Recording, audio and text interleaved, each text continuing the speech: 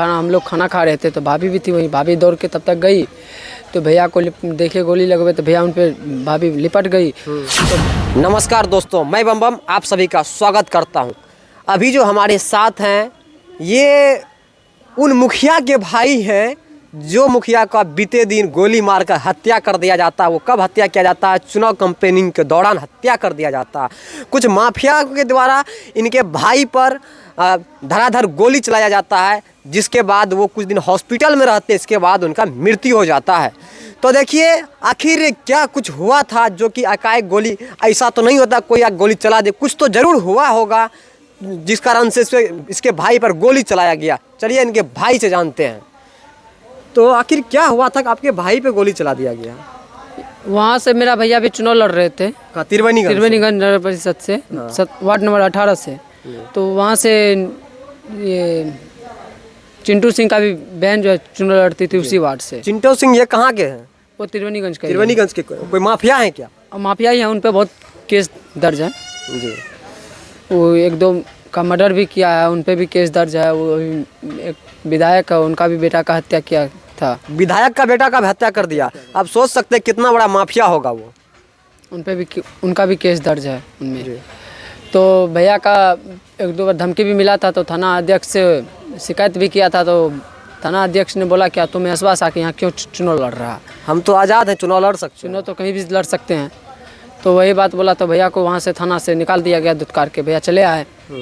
तो फिर 17 तारीख की रात में 9:30 बजे के आसपास 4-5 मोटरसाइकिल से आके 8-10-12 भैया को घेर लिए रूम के, जनता रोड में रूम है वहाँ पर, वहीं पर। तो वहाँ पर गोली मार दिया गया। एक गोली भैया को लगा पेट में।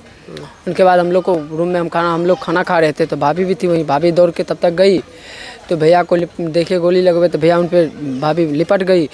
तो भाभी पे भी गोली चलाया गया। तो भाभी जो मुखिया उन पे भी गोली चला दिया गया। तो उनको नहीं लगा, भगवान भरोसा। हाँ, ऊपर वाला देखने वाला था, ऊपर वाला देख लिया, उनको नहीं लगा गोली। उनके बाद वहाँ से निकल गया। वहाँ से तब हॉस्पिटल ले गया। तो वहाँ पर जो है ट्रीटमेंट किया गया। वहाँ से रेफ़र कर दिया दरभंगा। तो फिर दरभंगा में इलाज चला। दरभंगा में ऑपरेशन हुआ, ऑपरेशन सक्सेस था। फिर वहाँ से दरभंगा से भी रेफ़र कर दिया पटना में डेट करके गया। देखिए जिस दिन गोली लगा था उसके 3 दिन के बाद जो मुखिया पति अश्वनी यादव है, इनका हत्या हो जाता है। हत्या क्योंकि गोली लगा हुआ था और पेट में गोली लगा था। और जो मुखिया पति थे जिनका हत्या हुआ, जो मुखिया उन पे भी गोली चलाया गया था, लेकिन ऊपर वाला देखने वाला था जो कि जनता सबका दुआ होगा, उन पे गोली नहीं लगा, साइड से गोली निकल गया। तो अब भी उनका उम्र सिर्फ हो रहा है 24 साल। जो मुखिया है उसका नाम है क्या?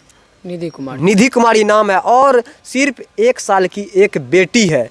और अश्वनी यादव को जो गोली लगा है, इनके दादाजी भी 2 बार मुखिया से चुनाव लड़े, दोनों बार जीत हासिल किए और इसके बाद जनता की सेवा में अपना जीवन कुर्बान कर दिया। और इनके जो पिता हैं, और पिता को भी कुछ माफिया के द्वारा ही 2-3 साल पहले गोली मार दिया गया है। गोली नहीं मारा गया है तो वो जो है ना बदमाश द्वारा गला दाब के मारा गया। बदमाशों के द्वारा गला दबा के उनका मौत का घाट उतार दिए। नहीं, और क्या कुछ हुआ था जब आपके पिता को भी गोली मार दिए थे? तो पापा जी को, हाँ, उन पे भी बदमाश लगे हुए थे। वो भी देखिए कहीं ना कहीं उस समय हम लोग घर पे नहीं रहते थे, हम क्रिकेट स्कूल में रहते थे। वहाँ आप क्रिकेट खेलते हैं? क्रिकेट खेलते थे, अभी छोड़ दिए गए। अब पापा डेथ कर गए तो उसके बाद घर पे ही रहने लगे। हरिद्वार में रहते थे, गुरुकुल कांग्रेस विश्वविद्यालय में।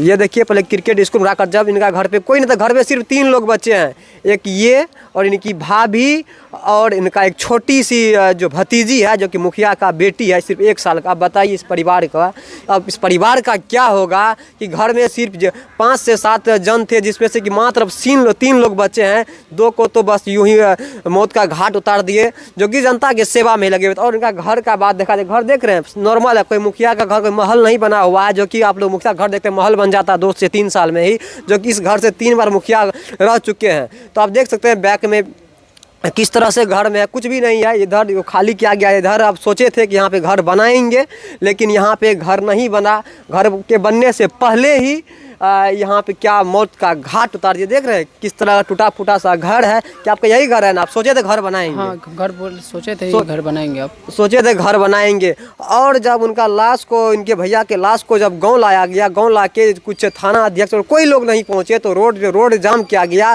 तो रोड जाम करने में भी क्या होता है, कितने लोगों पे केस हो जाता है। रोड जाम क्या हुआ था तो मुखिया सम जो आए थे उन सम के द्वारा हटवाने गया था वहाँ रोड पे।